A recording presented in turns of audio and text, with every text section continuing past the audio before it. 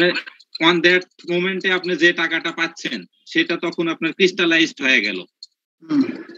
একবার যদি আপনার এটার দামটা আপনার অ্যাটাচ করেন ওই প্রপার্টির সাথে বা ওই ডিবেঞ্চারের সাথে, পরবর্তীতে তো আর ক্রিস্টালাইজ করার কোনো সুযোগ নাই। এটা বলতেছে যে একবার আপনি এটা করে যাওয়ার পরে, মানে অ্যাটাচ যখন প্রপার্টির সাথে আপনি এটা করবেন বা কনভার্ট করবেন লিকুইডেশনের জন্য, পরবর্তীতে আর আপনি এটা করতে পারবেন না। এই সকল ক্ষেত্রে আপনার ফ্লোটিং চার্জ হয়। ফ্লোটিং চার্জ মানে হচ্ছে দাম পরিবর্তন হতে পারে, কিন্তু যখনই আপনি ক্রিস্টালাইজ করবেন বা অ্যাটাচ করবেন ওই কনসার্ন প্রপার্টির সাথে, তখন আর এটা চেঞ্জ করার কোনো সুযোগ নাই। ফ্লোটিং চার্জটা কি একটু সহজ কোনো উদাহরণ আছে কিনা? ফ্লোটিং চার্জ আপনার ধরেন যে কোনো শেয়ার মার্কেটে আপনার শেয়ার হচ্ছে, আপনি ডিটারমাইন করতে পারছেন। সাউন্ডটা বড় করেন না, আপনি সাউন্ডটা বড় করেন একটু। আপনার শেয়ার মার্কেটে আপনার শেয়ার এক্সচেঞ্জ হচ্ছে, ট্রেড হচ্ছে, বা কোনো ডিবেঞ্চারের প্রাইস আপনি নির্ধারণ করতে পারতেছেন না, হয়তো সকালবেলা একটা দাম, বিকেল বেলা একটা দাম। তো এই ক্ষেত্রে তো আপনার চেঞ্জ হচ্ছে। ফ্লোটিং মানে হচ্ছে আপনার প্রতি মুহূর্তে আপনার যে প্রাইসটা আপনার চেঞ্জ হয়, কিন্তু যে মুহূর্তে আপনি ওটা সেল করবেন বা ওই প্রপার্টির সাথে আপনি কনসার্ন করবেন, অ্যাটাচ করবেন, তখন সেটা আপনার হচ্ছে ক্রিস্টালাইজড হয়ে গেল, পরে আর চেঞ্জ করার কোনো সুযোগ নাই। তাহলে কি এটা বলা যায় যে, মানে আপনি বুঝাচ্ছেন যে শেয়ার মার্কেটে যেমন আমি শেয়ারটা হচ্ছে আপনার এক্সাম্পল স্বরূপ দিলাম, শেয়ার মার্কেটের ক্ষেত্রে এটা প্রযোজ্য না, ডিবেঞ্চারের ক্ষেত্রে প্রযোজ্য, বা কোনো আপনার ল্যান্ড থাকলে আপনি এটার ক্ষেত্রে প্রযোজ্য। ল্যান্ডের ক্ষেত্রে ফ্লোটিং চার্জটা উদাহরণ কি হবে? আচ্ছা, আপনি আপনার বুক অফ অ্যাকাউন্টসে আপনার একটা ল্যান্ডের দাম সাপোজ 1 লাখ টাকা আছে,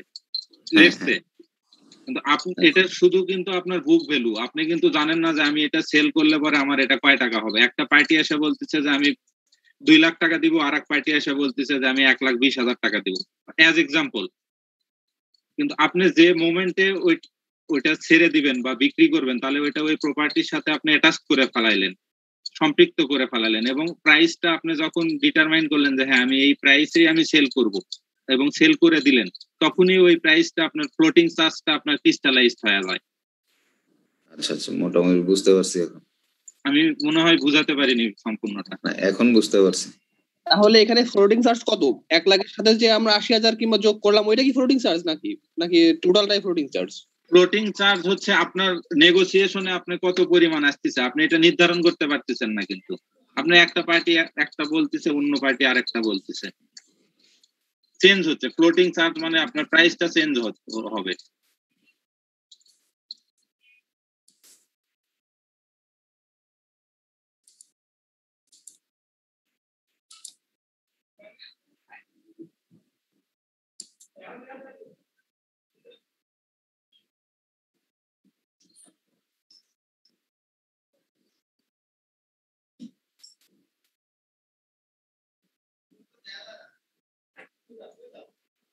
তাহলে আমরা একটু পরে একটু দেখি আবার। Charge is said to be floating when it does not attach any specific property. তার মানে কি এটা, মানে অ্যাটাচ বলতে মানে ফিক্স বোঝাচ্ছে আর কি না, মানে ওটা যদি অ্যাটাচ না হয় মানে ফ্লোটিং অবস্থায় থাকে। In this case, the company is allowed to dispose of its property without consulting the holder of the charge.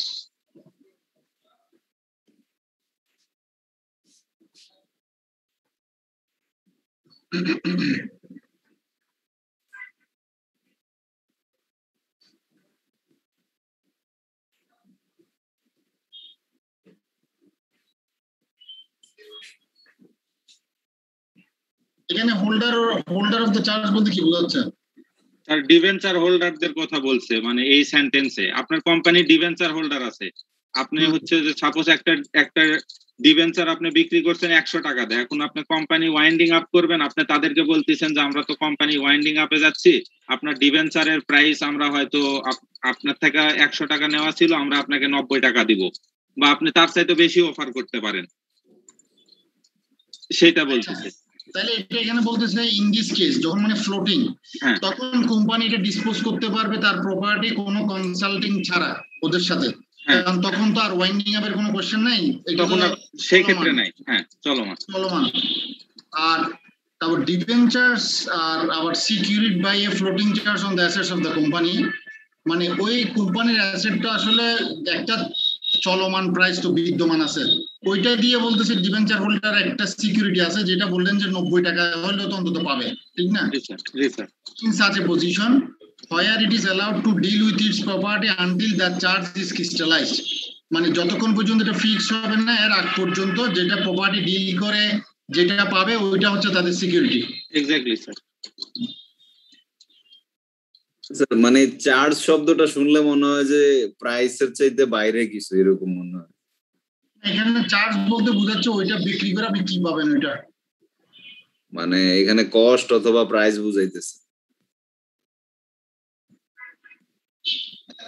না, ওইটা হচ্ছে যে মানে আপনি ওই জিনিসটা বিক্রি করে কি পাচ্ছেন ওইটাই চার্জ। এখানে যদি ডিবেঞ্চার ধরা হয় তাহলে ওই ডিবেঞ্চারটার কত পরিমাণ আপনার ভ্যালু দেওয়া হচ্ছে এটাকে চার্জ বলতেছে এখানে।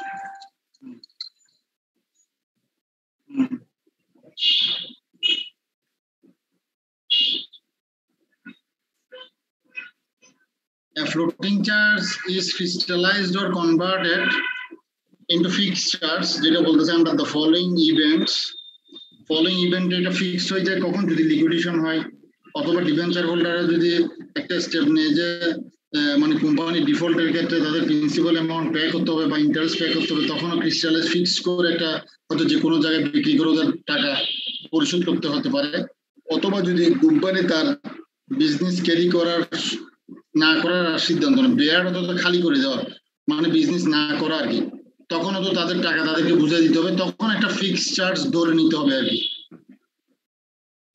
ধরে ওটা সেটেল হবে।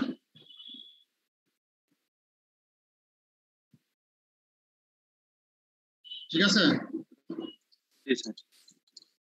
এটা বেশিরভাগ ক্ষেত্রে লিকুইডেশনের সময় বা ওয়াইন্ডিং আপের সময় হয়, তার আগে আপনার হয় না এই প্রসেসটা। আচ্ছা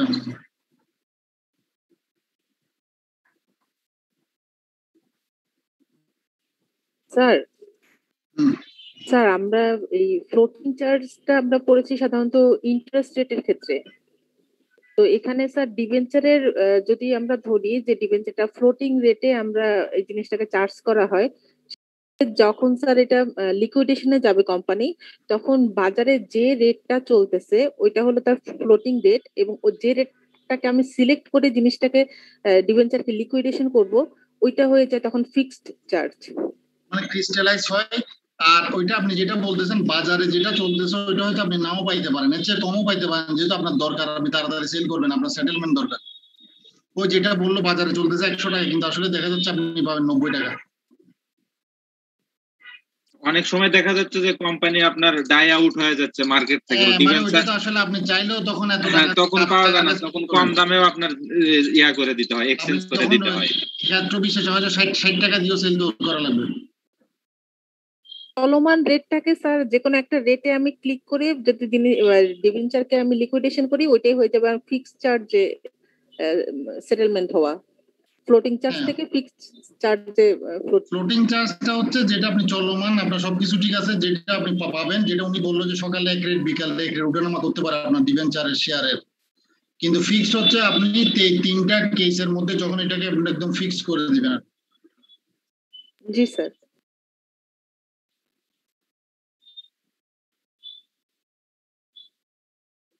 আচ্ছা, তারপর একটু আমরা দেখি what is mean by ultra-virus, আমরা অনেকবার বলছি শব্দটা, একটু দেখি এটা। Discuss the effects of ultra-virus transaction as far as the company and its directors are concerned.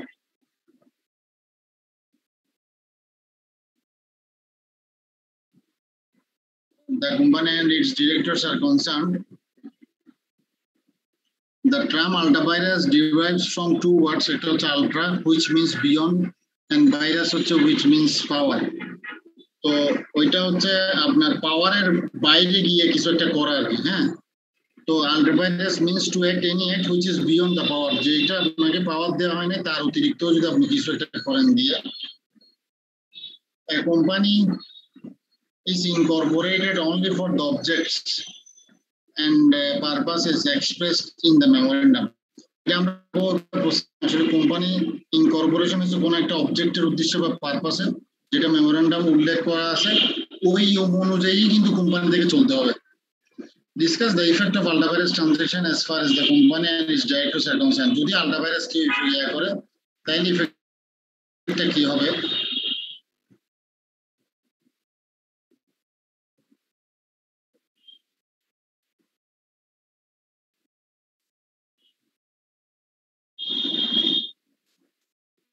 Injunction, any member is entitled to get any injunction to restrain the company from further proceeding. এটা ওকে থামানো হবে আর কি না? Injunction অর্থ কি? Injunction অর্থ কোনো কাজে আপনার বাধা দেওয়া, মানে এই কাজটা সে করতে পারবে না, to restrain the company from further proceeding. তো ফার্দার কোনো প্রসিডিং করা থেকে তাকে বিরত রাখবে। Ultra-virus acquire property. The director to spend money ultra-virus in purchasing property. The company has the right to protect its property or right in the company. কারণ ডিরেক্টরের কোনো আয়ত্তের মধ্যে রাখবে না। Litigation for indemnity against directors. এটা তো আমরা বুঝতেছি, কোনো ক্ষতি হইলে ওইটার জন্য তার বিরুদ্ধে কোনো একটা অ্যাকশন হবে। তারপর ultra-virus contract. The company is not liable to sue and be sued. Even it cannot be made intra-virus by using the principle of estoppel.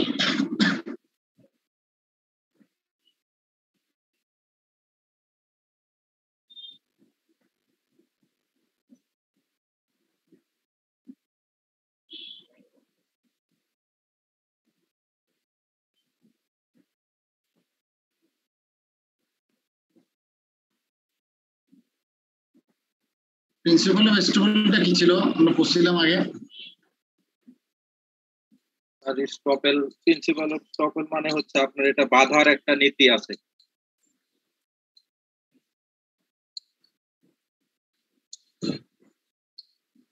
না আমরা পড়ছিলাম যে মনে আছে প্রিন্সিপাল অফ এস্টোপেল।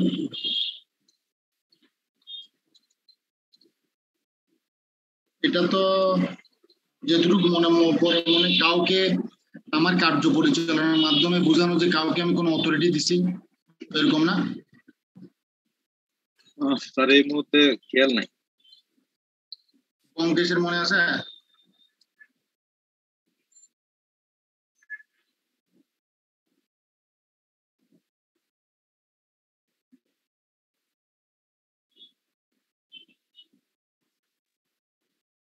কিন্তু এই 4 নাম্বারটা আমি স্যার ব্যাখ্যা করতে পারবো যদি অনুমতি দেন, এটা আমার জানা আছে স্যার। আচ্ছা বলেন। স্যার যদি স্যার কোনো কোম্পানি আপনার বিয়ন্ড দা পাওয়ারে গিয়ে কোনো কন্ট্রাক্ট করে বা অন্য একটা পার্টির সাথে যদি আপনার চুক্তি করে, সেই ক্ষেত্রে ওই চুক্তির কারণে কোম্পানিকে আপনার হচ্ছে যে লায়াবল করা যাবে না, মানে এই লায়াবিলিটিটা কোম্পানির উপরে আসবে না। তাহলে কন্ট্রাক্টটা কে করবে এখানে? কোম্পানি যদি ধরেন যে কোম্পানির আপনার কোনো পাওয়ারই নাই, মেমোরেন্ডাম অফ অ্যাসোসিয়েশন অনুযায়ী তার কোনো পাওয়ার নাই। সাপোজ আপনি ফার্মাসিউটিক্যালস এর ব্যবসা করেন, আপনি এখন করতে চাচ্ছেন হচ্ছে ট্রান্সপোর্টের বিজনেস, কিন্তু যেটা আপনার মেমোরেন্ডাম অফ অ্যাসোসিয়েশনে এটার পাওয়ারই নাই, কিন্তু এই ধরনের আপনি একটা চুক্তি করছেন অন্য একটা পার্টির সাথে। এই কারণে আপনার হচ্ছে এই কোম্পানিকে আপনার এটা লায়াবল করা যাবে না। এখানে স্পষ্ট লেখা আছে the company is not liable to sue, মানে কোম্পানিকে এর কারণে মামলা করা যাবে না। এন্ড বি সুট, সেও মামলা করতে পারবে না। সেও পারবে না, মানে বি সুট হচ্ছে তাকে পারবে না, হ্যাঁ সেও পারবে না।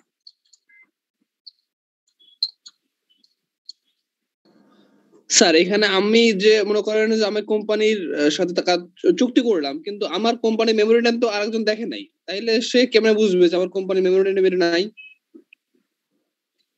মেমোরেন্ডাম তো আপনি পরে সংগ্রহ করা যাবে, এটা তো হিডেন কোনো ডকুমেন্টস না, সে তো এক সময় না এক সময় জানতেই পারবে। বা মেম্বার্সরাও যদি আপনার জানে যে কোম্পানি আপনার কন্ট্যাক্ট করতেছে, সেই মেম্বার্সরাও যদি জানে যে আমার কোম্পানি এই ধরনের বিজনেস করতে যাচ্ছে, তখন সে আপনার নিতে পারবে, স্টেপ নিতে পারবে। আমার কেন জানি মনে হচ্ছে ইন্টারভাইরাস মানে মনে হয় ওই পাওয়ারের ভিতরে। তা এখন এখানে বলতেছে কি it can not be made intra vires by using the principle of estoppel.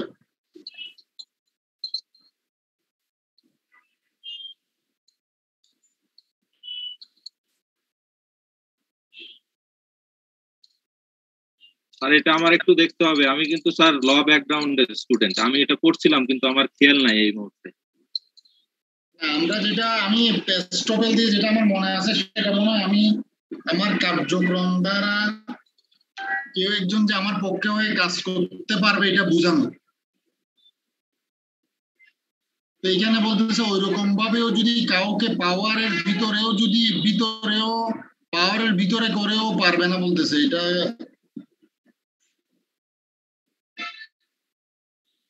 আল্ট্রাভাইরাস contact মানে বুঝাচ্ছে কি? তার মানে আমি পাওয়ারের বাইরে গিয়েও কাজ করতে পারবো, এই ধরনের কন্ট্যাক্ট।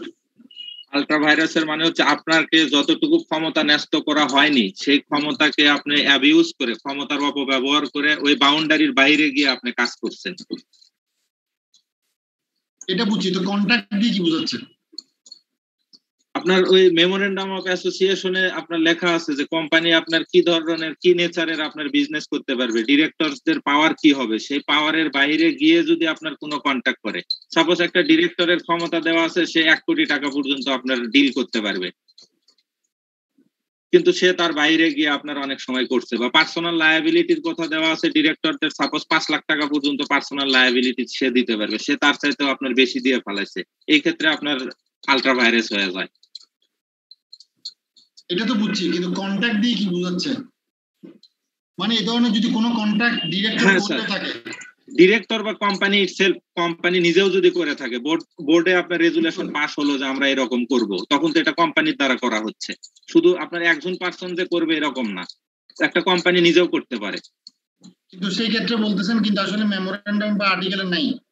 হ্যাঁ, সেই ক্লজটা আপনার যদি দেওয়া না থাকে সেটাই আপনার আল্ট্রাভাইরাস হয়ে যাবে। এটা বুঝছি, যদি আল্ট্রাভাইরাস একটা কন্ট্যাক্ট হয়, কন্ট্যাক্টের মাধ্যমে যদি কেউ কিছু একটা করে, তো সেই ক্ষেত্রে বলতেছে কোম্পানিকে কেউ লায়াবল করতে পারবে না, অথবা কোম্পানিও কাউকে মানে সু করতে পারবে না এটার জন্য। হ্যাঁ জি স্যার। তাহলে তো উভয় পক্ষকেই মনে হয় কি দেওয়া হইলে, এখানে কোম্পানিকে মানে ধরেন একটা সেফ গার্ড দেওয়া হইলো, ঠিক আছে না সেফ গার্ড না, এখানে sir at the same time আপনার হচ্ছে কন্ট্রাক্ট অ্যাক্টও আপনার করতে হবে, বিবেচনায় আনতে হবে। কারণ কন্ট্রাক্ট অ্যাক্ট দ্বারা যে সকল কাজ আপনার করা যায় না সে সকল কাজ তো আপনি করতে পারবেন না। সাপোজ আপনি একটা আর্মস ডিলিংস এর কন্ট্রাক্ট করলেন যে আমি আপনাকে 5 কোটি টাকা দিব, আপনি আমাকে আর্মস দিবেন, এই ধরনের আর্মস দিবেন, যেটা নিষিদ্ধ। এখন আমি আপনার থেকে টাকা নিয়ে আমি আপনাকে আর্মস দিলাম না, আপনি আমার নামে মামলা করতে পারবেন না, কারণ ওই কন্ট্রাক্টটাই তো আপনার কন্ট্রাক্ট আইন অনুযায়ী আপনার ছিল, নিষিদ্ধ ছিল যে আপনি এটা করতে পারবেন না। তাহলে আপনি আমার নামে সু করে আপনি কখনোই রেমেডি পাবেন না। আপনিও পারবেন না আমার নামে সু করতে। হ্যাঁ রাইট, এখানে এই জিনিসটাই আপনার বোঝাচ্ছে, যদি কন্ট্রাক্ট অ্যাক্ট অনুযায়ী যদি সেটা আপনার আল্ট্রাভাইরাস হয়ে যায় সেই ক্ষেত্রে কোম্পানিও লায়াবল থাকবে না, আপনার অন্য পার্টির সাথে যে করছে আপনার তার বিরুদ্ধেও আপনি কোনো অ্যাকশন নিতে পারবেন না।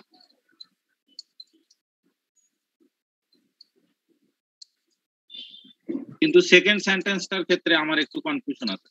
এটাই, হ্যাঁ হ্যাঁ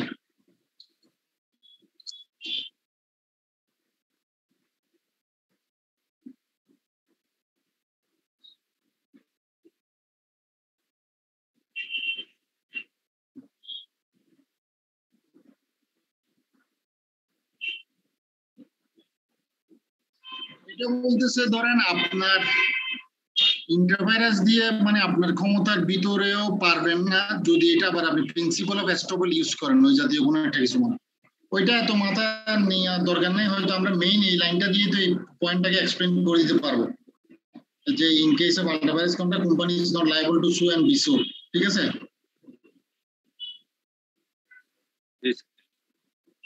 তারপর আরেকটা কোশ্চেন যদি ইফেক্টটা,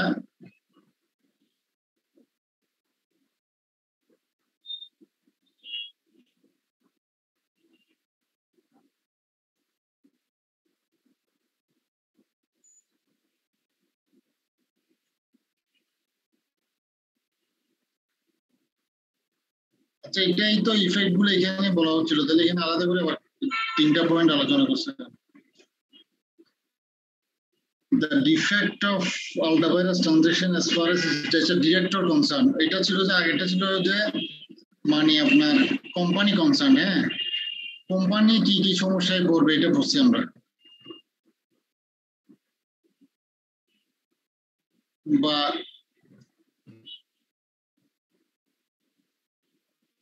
স্যার প্রশ্নের অ্যান্সার দুই স্টেপের, একটা হচ্ছে ডিরেক্টরদের জন্য কি ধরনের লায়াবিলিটি আর কোম্পানির জন্য কি ধরনের লায়াবিলিটি এই আলট্রা ভাইরাসের ক্ষেত্রে।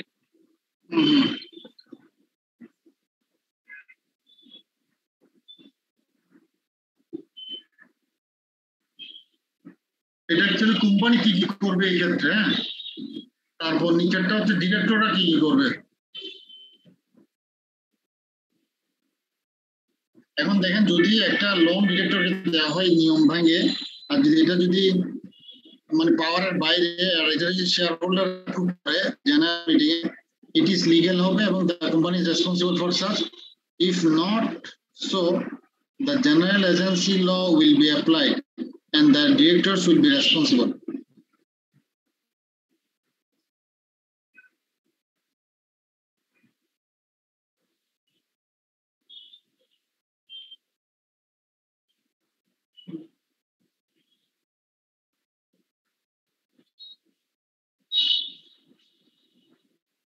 আচ্ছা সেই ক্ষেত্রে বলতেছে যদি শেয়ার হোল্ডাররা জেনারেল মিটিং অ্যাপ্রুভ করে তাহলে সেই ক্ষেত্রে এটা লিগ্যাল এবং কোম্পানি এটার জন্য রেসপন্সিবল হবে।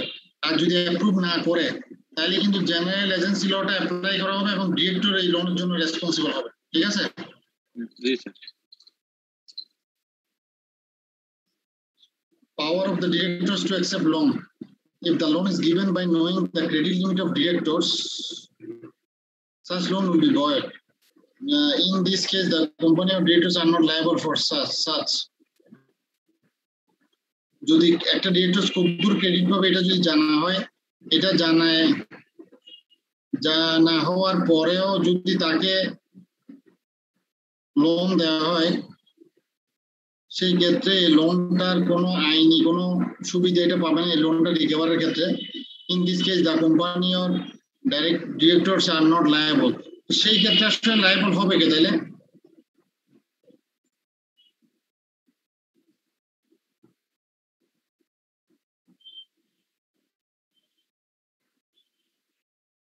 স্যার হ্যাঁ এখানে বলছে যে আপনার লোনটা যদি আপনার জেনে দেওয়া হয়,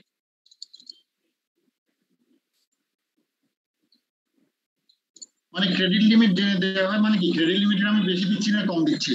আপনার ডিরেক্টর জানে যে ক্রেডিট লিমিট কত, এখানে লেখা আছে if the loan is given, লোনটা যদি দেওয়া হয় by knowing the credit limit of directors, এটা যদি আপনার জেনে দেওয়া হয়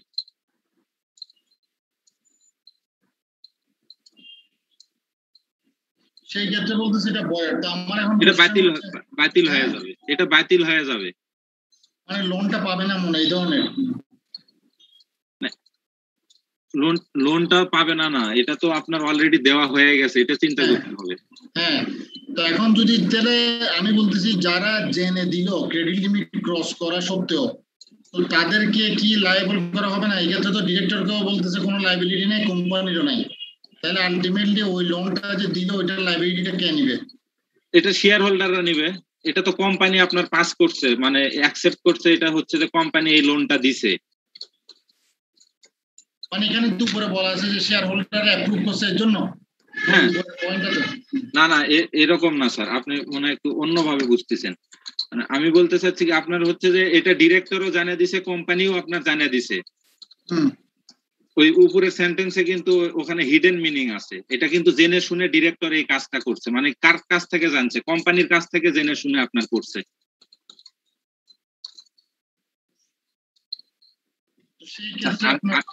আমি মনে হয় বুঝাতে পারিনি। আমার কথা হচ্ছে লোনটা তাহলে আমি কি রিকভার করবো না? আপনি রিকভার করার সুযোগ কম,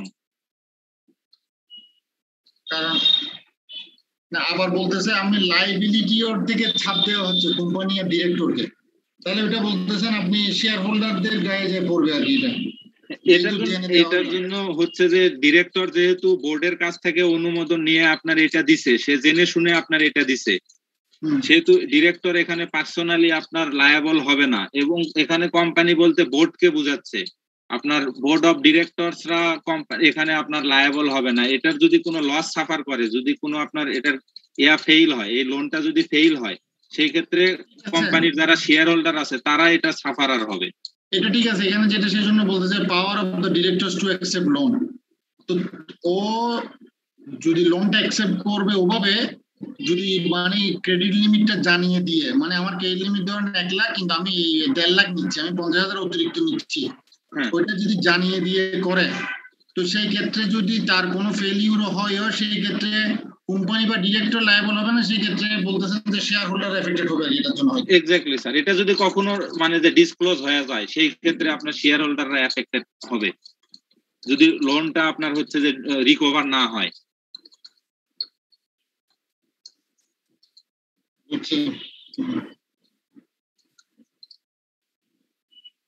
কিন্তু শেয়ার হোল্ডাররা কখনো বলতে পারবে না যে ভাই আপনার তো এটা পাওয়ার ছিল না, আপনি এটা বেশি দিচ্ছেন, এই লোনটা এখন রিকভার হলো না, এটার পার্সোনাল লায়াবিলিটি আপনার নিতে হবে। কারণ আপনার ক্ষমতা ছিল সাপোজ 1 লাখ টাকা, আপনি দিয়ে ফেলাইছেন 1.5 লাখ টাকা, এই 50,000 টাকা তো উঠলো না, তখন সে বলবে যে আমি তো বোর্ড থেকে অনুমোদন নিয়েই দিছি, জানাই নিয়েছিলাম। হ্যাঁ। তারপর হচ্ছে breach of warranty of authority. Being an agent of a company, a director must act within the act of his authority. But if a director breaches the warranty of authority and does any ultra-virus act, including the third party, he will be liable to that third party for his loss. এটা তো বুঝতেছি। তো এটা ছিল মোটামুটি question, এখানে তো অনেক আলোচনা হয়েছে, আর কেউ যদি আলোচনায় পার্টিসিপেট করতে চান করতে পারেন।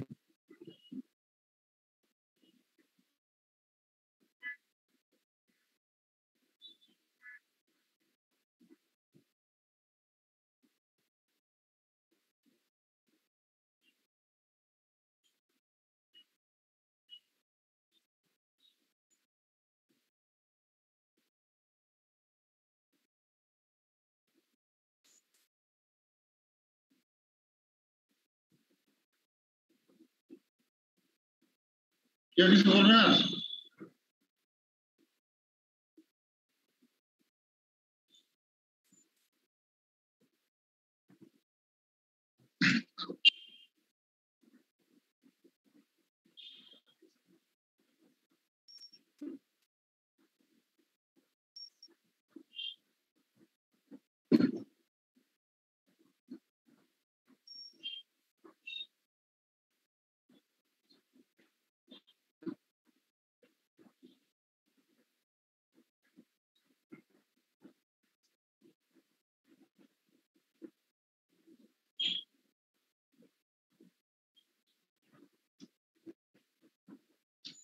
তাহলে আমি নেক্সট কোশ্চেন শুরু করতেছি।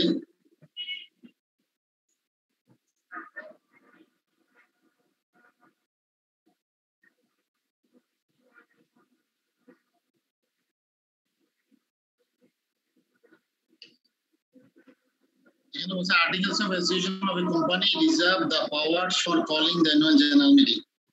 Annual general meeting কল করার জন্য পাওয়ার রিজার্ভ করে the managing director of a company without reference to the board. বোর্ডের রেফারেন্স ছাড়া general meeting, annual general meeting call যদি করে, তাহলে annual general meetingটা ভ্যালিড কল হবে কিনা, যদি না হয় তাহলে what should be done to make it valid, তাহলে এটাকে ভ্যালিড করতে হলে কি করতে হবে? Discuss with reference to case law if any.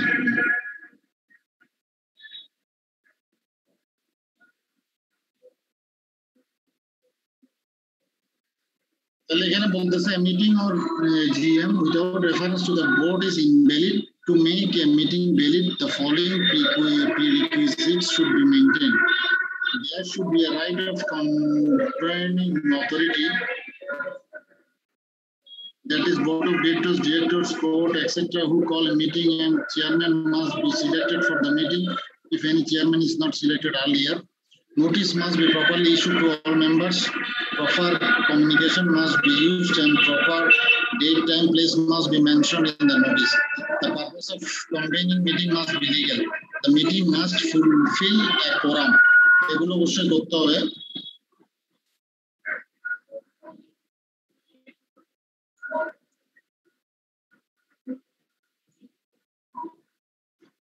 authorized person should present in the meeting. The meeting must confine to agenda.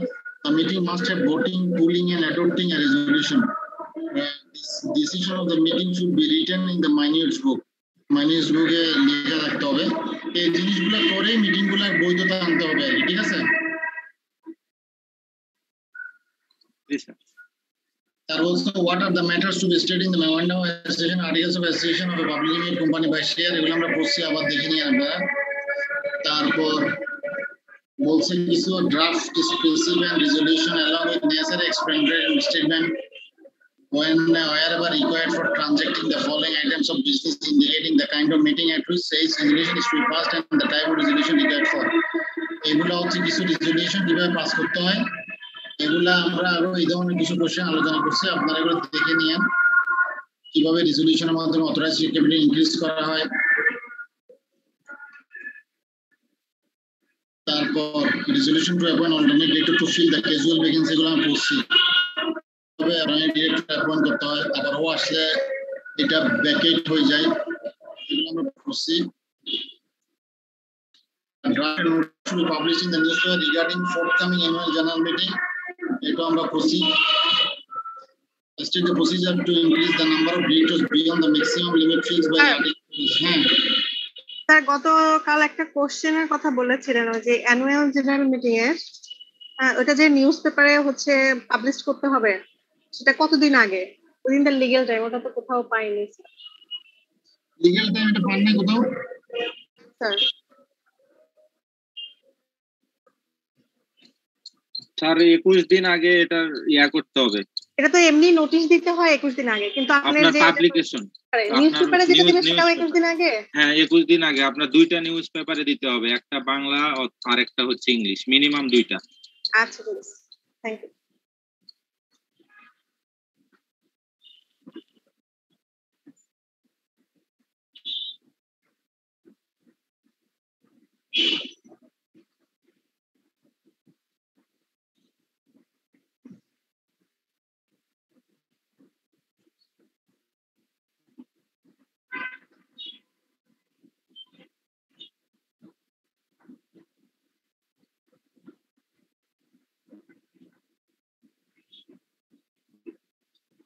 State the procedure to increase number of directors beyond the maximum limit fixed by the articles of association. Articles of association এর যেটা fix করা হয়েছে, এর চেয়ে যদি বাড়াইতে চান তাহলে কি প্রসিজার নিতে হবে? আর এটা সহজ উত্তর হলো আর্টিকেল অফ অ্যাসোসিয়েশন চেঞ্জ করতে হবে বোর্ড মিটিং এ। আচ্ছা, তাহলে দেখি যে director is a person who takes the responsibility to lead and manage and control the affairs of the company on behalf of the shareholders. Every public company shall have at least 3 directors, and in case of all other companies, the minimum number of directors 2. The number of directors may be fixed by articles of association of the company. The company has the right to increase or reduce the number of directors by resolution passed in the general meeting of the company. Resolution passed in the general meeting. No one is eligible to hold the position of the director since more than 20 companies at a time. At a time, 20টার বেশি company position director hold করা যাবে না। The directors appointed by AGM shall not exceed in number 1/3 of the whole number of directors.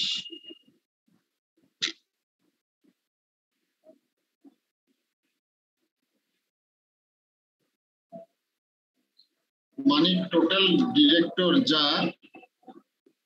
এর 1/3 এর বেশি AGM appoint দিতে পারবে না, এরকম একটা এজিএম এ আপনার ওই যতগুলো আপনার ডিরেক্টর হোল্ড করে তার 1/3 বেশি নিয়োগ দিতে পারবে না, মানে অ্যাপয়েন্ট করতে পারবে না।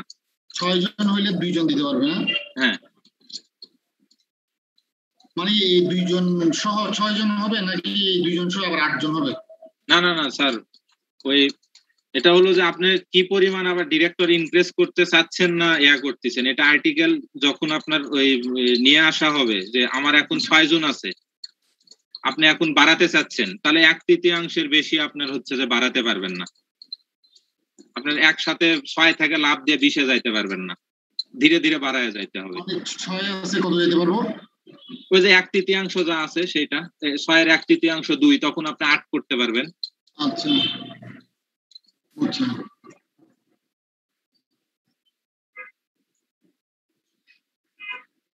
কিন্তু এটা এজিএম করে স্যার, আর এজিএম ছাড়া আবার নিয়োগ দিতে পারবে।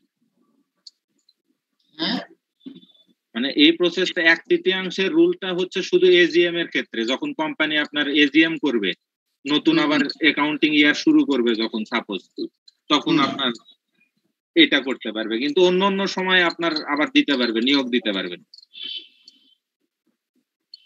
আচ্ছা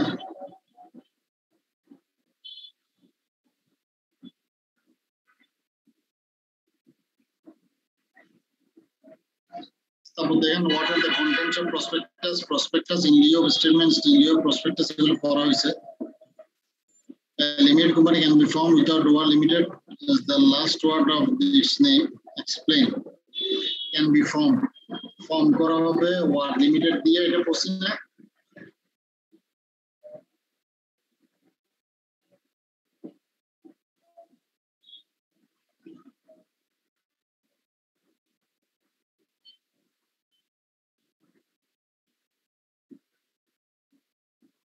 পড়া হয়েছে এটা? পড়ছি তো এটা লিমিটেড। এটা প্রথম দিকে মনে হয় আলোচনা করা হয়েছিল। হ্যাঁ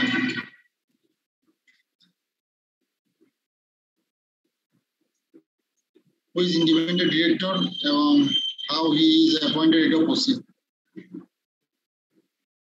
draft an appointment letter of independent director, এটা দেখে নিয়ে আমরা independent director appointment কিভাবে হবে।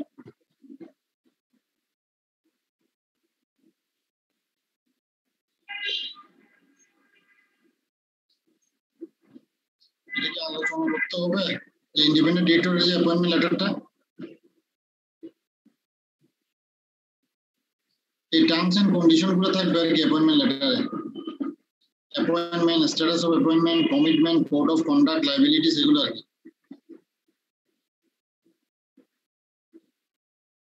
ঠিক আছে?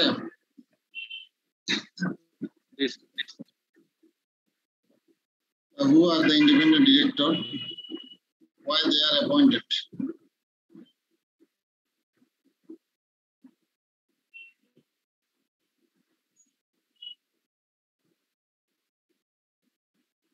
An independent is a person other than an exclusive officer of the employee of the company.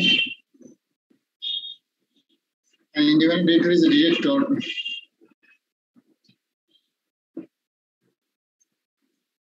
who either does not hold any share in the company and hold less than 1% share of total paid up share of the company. একবার বলছে করে না, আরেকবার বলছে করলেও এটা total paid up share 1% কম করে। He is not a sponsor of the company. He is not connected with the company as a sponsor. And director shareholders who holders 1% or more share of the total paid up capital share of the company. His family members also should not hold above mentioned share in the company. A family member mentioned share যেটা আছে মানে 1% মানে এটার বেশি hold করতে পারবে না।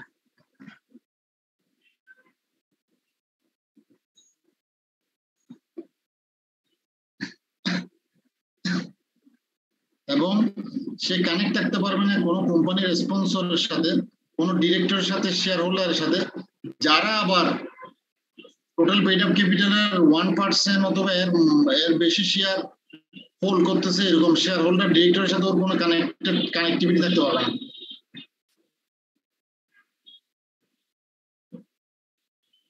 বোঝা গেছে?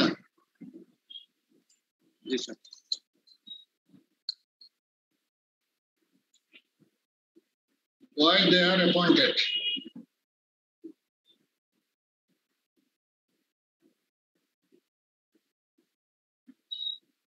All companies shall appoint independent director on their board of directors so that the board as a group includes 4 competencies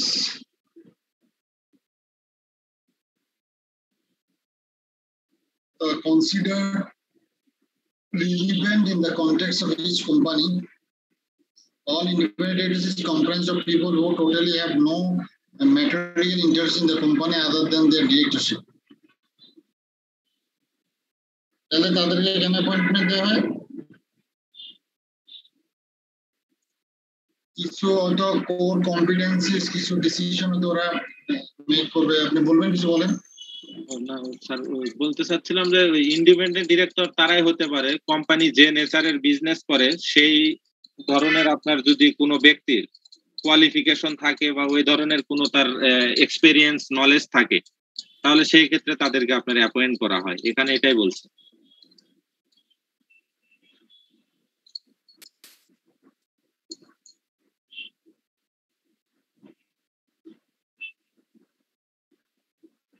এবং মোট কথা হচ্ছে কোর কম্পিটেন্সি দিয়ে তো এটাই বোঝানো হচ্ছে যে তার যদি ওই কম্পিটেন্সি থেকে থাকে তাহলেই তো তাকে নেওয়া হবে। আর ওই কোম্পানি যে নেচারের বিজনেস করে সেই রিলেটেড। এবং তার কোনো ম্যাটেরিয়াল ইন্টারেস্ট থাকতে পারবে না ডিরেক্টরশিপে সারা কোম্পানিতে। জি sir.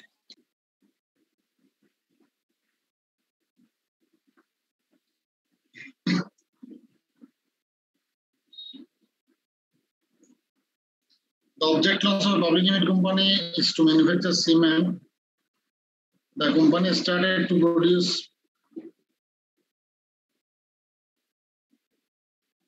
paint in addition to cement. Where it is permission under law. Discuss.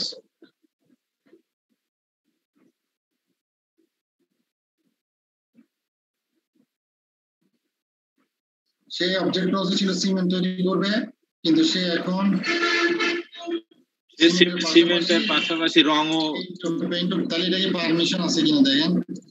হবে না স্যার, পারবে না। The object clause of the manual of the association provides the object for which the company is incorporated. The all possible functions of the company are mentioned in this clause. The company cannot do any business beyond the object clause. Anything be done beyond the object clause of the memorandum is ultra bias.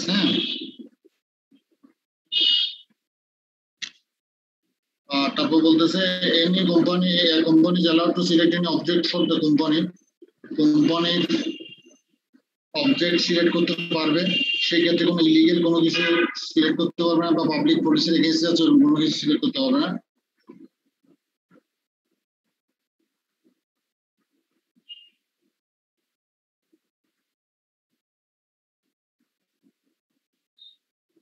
আচ্ছা, ওখানে তো আসলে last ক্লাসে এই কথাটা আসছিল না যে অবজেক্ট ক্লজ দিয়ে তো আসলে আমরা মেমোরেন্ডাম অ্যাসোসিয়েশন একটা পয়েন্ট করছিলাম না। এখন আবার এখানে দেখা যাচ্ছে অবজেক্ট ক্লজ দিয়ে সবগুলো ক্লজ ওখানে ভিতরে ঢুকেছে। Name clause, registered office clause, library clause, capital clause, subsection clause.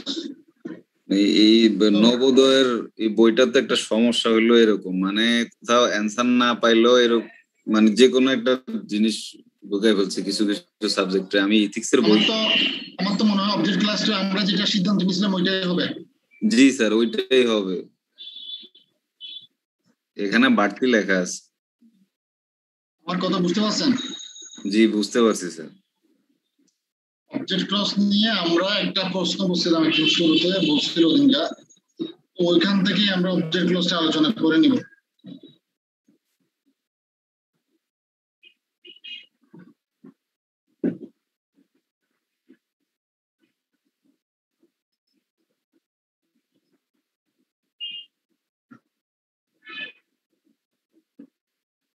ঠিক আছে?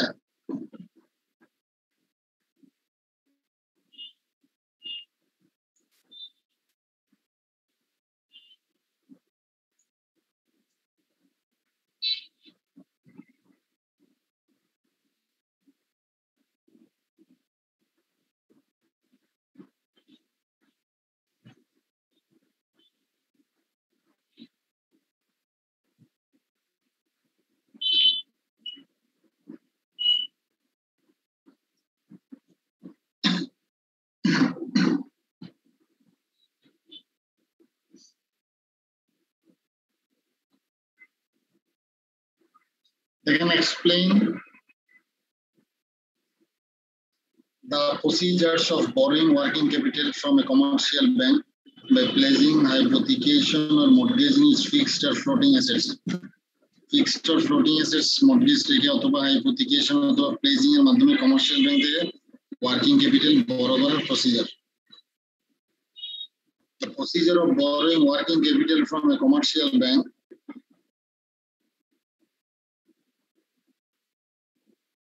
by placing hypothecation and mortgaging its fixed and floating assets are briefly explained below. Taking decision by the directors of the company in the passing of resolution at a board meeting, determining the amount of money to be issued, which shall not exceed the aggregate of the share capital.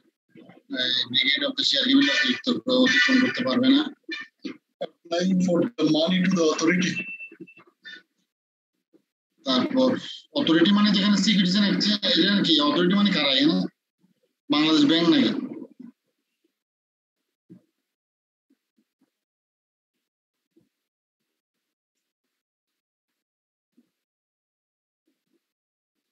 Authority মানে কি bank সবগুলো যে পরিচালনা করে কেন সংস্থা এরকম তো আলাদা নাই সবগুলো তো বাংলাদেশ ব্যাংকের আন্ডারে না জি স্যার সব তো বাংলাদেশ ব্যাংকের আন্ডারে স্যার ওই অথরিটি বলতে এটাই বোঝাচ্ছে আর কি না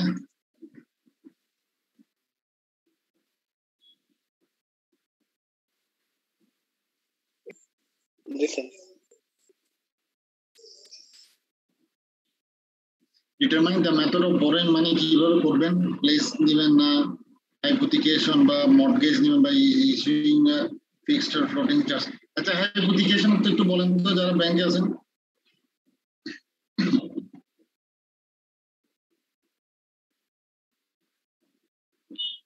বলবেন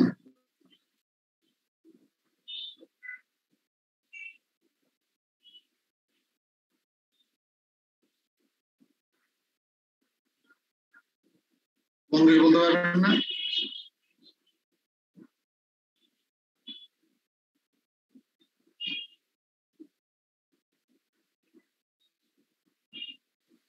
স্যার বুঝতে পারিনি যদি কাইন্ডলি একটু বলেন স্যার আবার আর আরেকটু যদি বলতেন স্যার এখন আমরা যে বলতেছি আমরা মানি বড় করে যে এখানে বলতে একটা প্লেস অথবা কিছু একটা বন্ধক রেখে নিব আমি মানি বড় এটা বুঝতেছি তারপর আবার বলতেছে কিছু ফিক্সড আর ফ্লোটিং আছে এটা আমি বন্ধক রাখবো কিন্তু হাইপোথিকেশনটা কি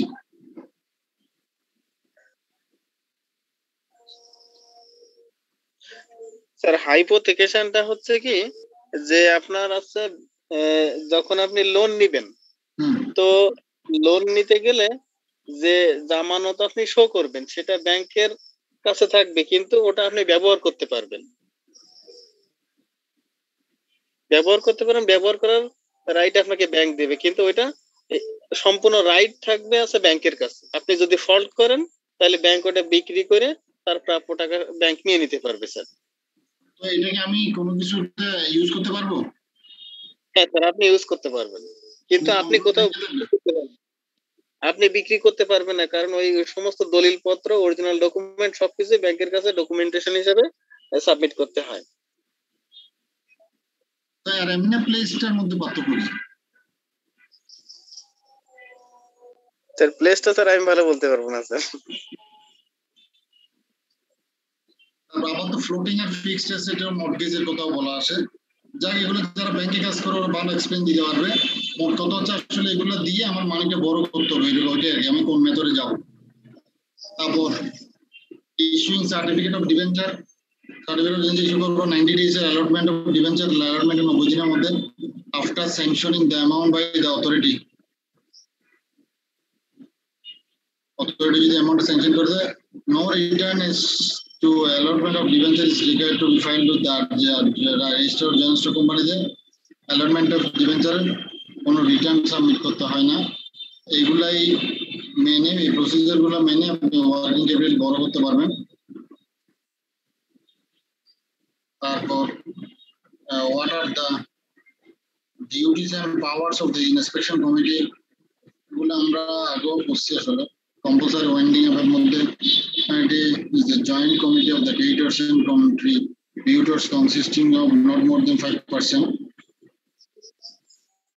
The duties and powers of the to keep a general watch over the acts of the liquidator for the protection of the interests of the creditors and contributors. Right to inspect the accounts of the liquidator of all reasonable times. Power to call a meeting.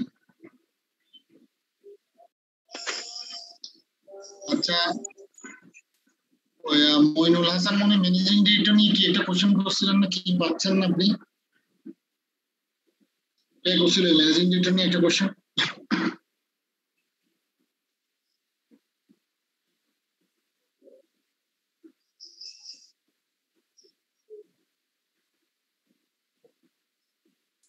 Managing director নিয়োগ পদ্ধতি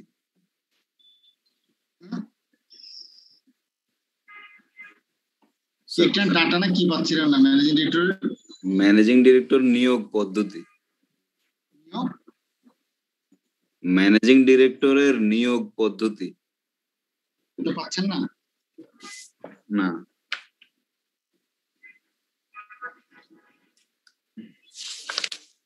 তো regarding appointment এখানে আছে তো and to the managing director is a director who is entrusted with any substantial power of management of the company. He is a member of the board of the directors.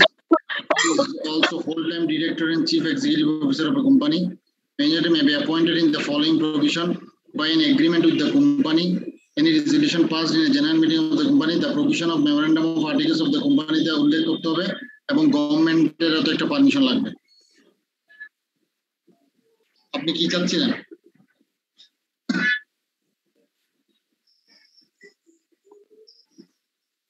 এই নিয়োগ পদ্ধতিটাই চাচ্ছিলাম আর কি, এটা মানে বই তো এইভাবে পাচ্ছিলাম না। এই যে স্যার যে কয়েকটা গ্রাউন্ড বললো, এই কয়েকটাই আপনার নিয়োগ, এই কয়েকটা গ্রাউন্ডে আপনার নিয়োগ দিতে পারে, এখানে দেওয়া আছে।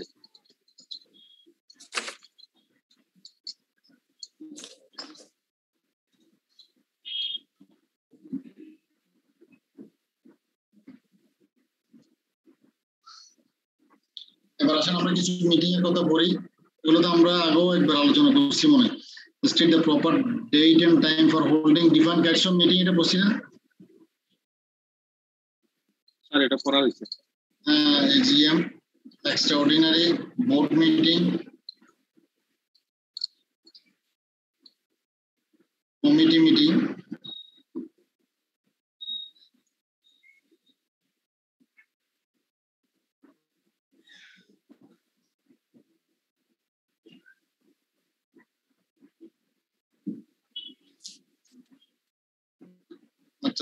একটা প্রিভিয়াস কোশ্চেন কি একটু বুঝাই দিবেন যে কোম্পানি লিমিটেড বাই গ্যারান্টি যেটা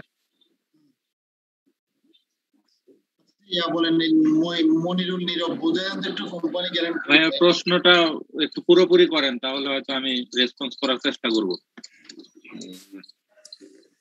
যে company limited by guarantee, limited by guarantee মানে হচ্ছে যে আপনার কোম্পানিতে যে পরিমাণ আপনার লায়াবিলিটি ক্রিয়েট করবেন, এটা আপনার গ্যারান্টি দেওয়া থাকবে। যে কোম্পানি ওয়াইন্ডিং আপ হলো বা কোম্পানি আপনার রিসেশনে গেল, কোনো কোম্পানির অ্যাসেট নাই, তারপরেও আপনার পার্সোনাল গ্যারান্টি দেওয়া থাকে। এখানে আপনি পার্সোনালি লায়াবল হবেন, মানে আপনার যে পরিমাণ ক্রেডিটরসদের অ্যামাউন্ট ডিউ আছে সেই পরিমাণ আপনাকে পরিশোধ করতে হবে। এটাকে বলে হচ্ছে আপনার কোম্পানি গ্যারান্টিড কোম্পানি। আর একটা হচ্ছে লিমিটেড বাই শেয়ার, সেটা হচ্ছে আপনার শেয়ারের যা ভ্যালু, নমিনাল ভ্যালু, আপনার সেই পরিমাণই লায়াবল থাকবেন। এর চাইতে যদি আপনার ক্রেডিটরের পাওনা বেশি হয়, আপনার দিতে হবে না। তারপর এটা একটু বলে দেন না, গ্যারান্টররা বা শেয়ার হোল্ডার নাও হইতে পারে। হ্যাঁ হ্যাঁ, এটা নাও হতে পারে। আচ্ছা, বাট আবার মূলের প্রশ্ন কি, মানে এরা কেন গ্যারান্টার হচ্ছে এটাই প্রশ্ন ছিল যে গ্যারান্টিটা মানে কি জিনিসটা। গ্যারান্টি মানে হচ্ছে আপনার ফিনান্সিয়াল গ্যারান্টি দিচ্ছেন।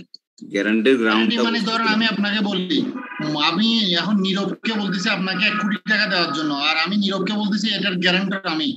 মইনুল হাসান যদি মনিরুল নীরবকে 1 কোটি টাকা না দেয়, তাহলে এটা আমি দিব।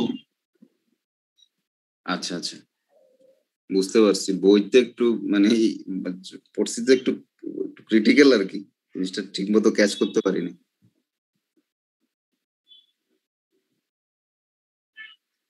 এখানে বিভিন্ন পেনাল্টির কথা আছে, এগুলো আপনারা পারবেন, বুঝবেন। What are the consequences for the following defaults, মানে যদি এজিএম আপনি যে টাইমের মধ্যে করতে বলা আছে, না করলে কি কি ফাইন হবে, এগুলো লেখা আছে এখানে।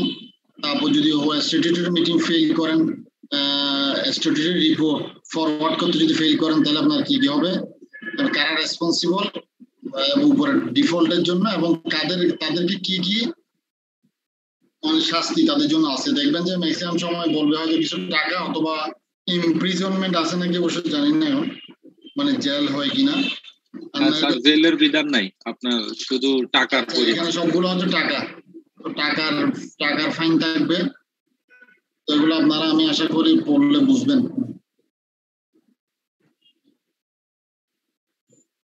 তারপর under what circumstances company may be wound by the court or voluntary, এটা আমরা পড়ছিলাম। তারপর briefly comment on the following statement done outside the object and outside the articles of the company are ultra vires. এটাও তো আমাদের বিভিন্ন আলোচনার মধ্যে আসছিল আসলে, মানে যদি আমি পাওয়ারের বাইরে গিয়ে, আর্টিকেলের বাইরে গিয়ে, অবজেক্টের বাইরে গিয়ে কিছু করলে এটা তো অবশ্যই আল্ট্রা ভাইরাস হবে। তো এটার জন্য এটা তো কোথাও আপনাকে কোথাও রেমেডি দেওয়া হবে না, ঠিক আছে?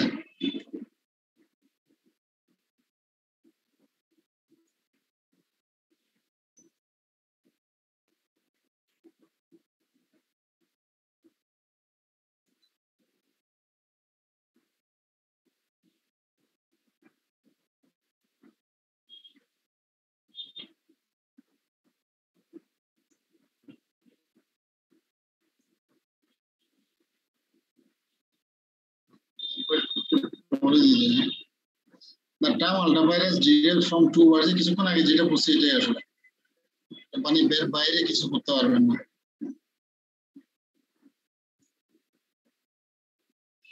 তারপর আবার বলা হচ্ছে স্ট্যাটুটরি মিটিং কি, স্ট্যাটুটরি মিটিং কখন হবে, এগুলো আমরা পাইছি। তারপর কোম্পানি মানে তিনটা জিনিসের বাইরে কাজ করতে পারে না। প্রথমে তো হচ্ছে আপনার কোম্পানি আইন যেটা, এটা হচ্ছে আপনার হাইয়েস্ট, যেটা আপনার কোম্পানিস অ্যাক্ট 1994। আরেকটা হচ্ছে article of association, sorry memorandum of association, আর হচ্ছে আর্টিকেল অফ অ্যাসোসিয়েশন। আপনার এই তিনটা জিনিসের বাইরে কখনোই কোনো কাজ করতে পারবেন না। আপনার আর্টিকেল অফ অ্যাসোসিয়েশনে একটা জিনিস আপনার ঢুকাইছেন, কিন্তু সেটা যদি আপনার কোম্পানি লর সাথে কনফ্লিক্ট হয়, তবুও সেটা আলট্রা ভাইরাস হবে।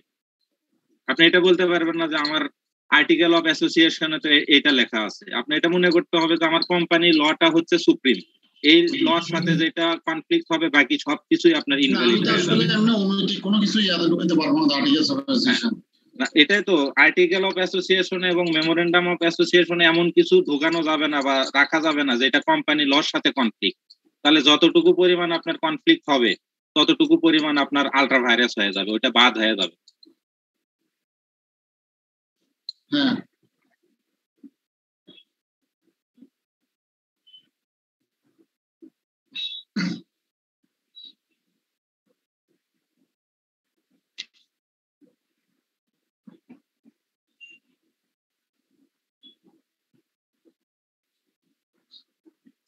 তারপরে স্ট্যাটুটরি মিটিং কখন করতে হয় এগুলো আমরা পড়ছি, তারপর কি কি কন্টেন্ট থাকতে হয় এটা আমরা পড়ছি।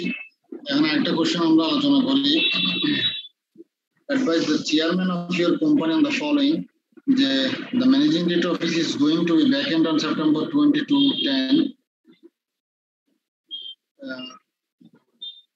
September 2-10 বা 2-21 বলতে পারেন, সেপ্টেম্বরের 20 তারিখ ম্যানেজিং ডিরেক্টর অফিস ভ্যাকেন্ট হচ্ছে। সেই ক্ষেত্রে আপনি চেয়ারম্যানকে কি অ্যাডভাইস দিবেন? Director can be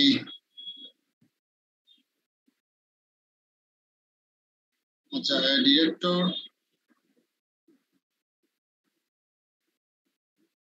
can be removed by an extraordinary meeting for the following reason. Advisor কথাটা বলা হয়নি। Failure to obtain qualification share within 2 months for his appointment. The founding to be of unsound mind. Failure to pay call made on him within 6 months from the date of such call being made. Holding any office or secret profit without the sanction of the company in general meeting. এগুলো তো হইলে bracket হয়ে যাবে, এটাই। কিন্তু এখানে একটা advice খুঁজতেছিল। Absence from 3 consecutive meeting of the directors without approval from the board of the directors. Getting loan from the company by means of illegal ways by in case of penalty and fraud, এটা আমি আগেও পাইছি। কিন্তু আমাদের এটা ছিল যে কি কি কারণে ব্যাকেট হইতে পারে। তাহলে সেই ক্ষেত্রে অ্যাডভাইসটা কি হবে একটু বলেন তো? মানে এই কারণে ধরেন ব্যাকেট হয়ে গেল, সেক্ষেত্রে চেয়ারম্যানকে আপনি কি অ্যাডভাইস দিবেন? আমি মনে করি যে আপনার প্রশ্নটা এখানে ঠিক আছে স্যার। এখানে এমনটা হয়তো চাওয়া হচ্ছে যে আপনার এই চেয়ারম্যানকে অ্যাডভাইস করেন যে একটা ম্যানেজিং ডিরেক্টর আপনার হতে পারে। এখন এই কয়েকটা যদি গ্রাউন্ড হয় সেক্ষেত্রে চেয়ারম্যানকে আপনার অ্যাডভাইস করা যাবে যে এই উপরের যে কোনো একটা বা অনেকগুলো আপনার প্রভিশনসে আপনার করছে, ব্রিজ করছে, তো তাকে আপনার এত তারিখে আপনার রিমুভ করা হোক, বা আপনার নেক্সট যে আপনার এক্সট্রাঅর্ডিনারি জেনারেল মিটিং হবে ওই ইজিএম এ আপনার এটা উত্থাপন করে পাশ করে নিতে হবে যে তার আপনার ইয়াটা কি বলে পদটা আর নাই, পদটা সিজ করে নেওয়া হলো। এখন আরেকটা অ্যাডভাইস দিয়ে দিতে পারেন, সেটা হচ্ছে নতুন যাতে আরেকজনকে জয়েনিং দিয়ে দেওয়া হয় আর কি, না? হ্যাঁ, ওই মিটিং এ দেওয়া যাবে, ওই মিটিং এ আবার আরেকটা ডিরেক্টরকে দেওয়া যাবে।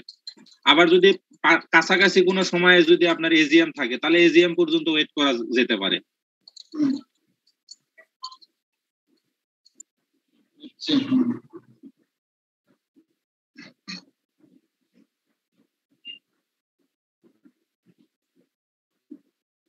মোটামুটি আজকে এতটুকু পর্যন্ত রাখতেছি, আমাদের আর বেশি নাই। আমাদের এই শীটে 30টার মতো কোশ্চেন আছে, আর ইন্স্যুরেন্সের একটা শীটে 6-7টা কোশ্চেন আছে।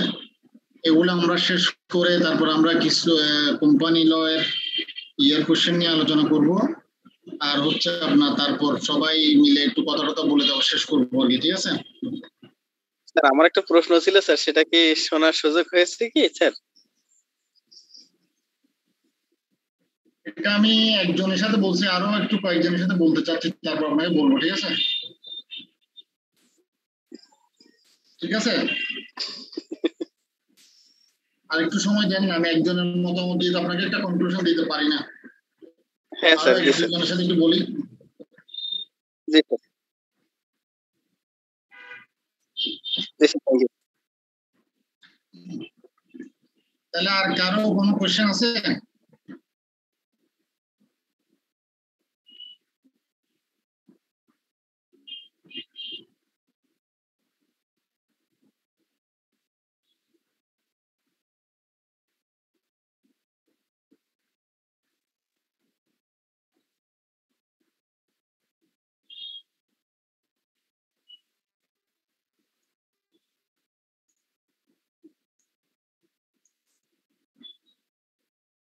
শিফট তো সবাই পাইছেন মনে হয়।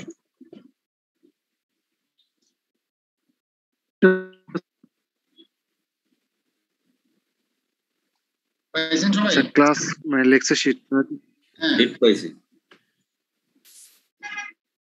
তাহলে শেষ করতেছি তাহলে। হ্যাঁ 30 পর্যন্তই তো।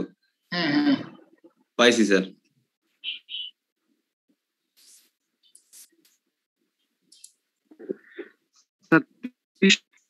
শুধু 30 নাম্বারটা আমার কাছে নাই। শুধু 30 নাম্বারটা আমার কাছে নাই। দিলাম তো আমি লাস্ট মেইলটা। আপনি আমাকে কি মেইল করছিলেন? না স্যার। এটা কে বলতেছেন? স্যার ফাতেমাতুর জোহরা। আচ্ছা, ও তাহলে মেইল করেন। আশিকুর কি বলতেছে, উনি পান নাই 30 নাম্বার শিট? না স্যার, আমিও স্যার 30 নাম্বারটা পাইনি স্যার। তো মেইল দিয়েন। আচ্ছা ঠিক আছে স্যার, চ্যাট বক্সে দিয়ে দেবো স্যার। হ্যাঁ হ্যাঁ চ্যাট বক্সে লিখে দেবো স্যার মেইল। আমার মেইলে দেন না। আচ্ছা ওকে স্যার, ওকে স্যার। ঠিক আছে, আচ্ছা ঠিক আছে, শেষ করতেছি তাহলে। আসসালামু আলাইকুম। ওয়ালাইকুম আসসালাম।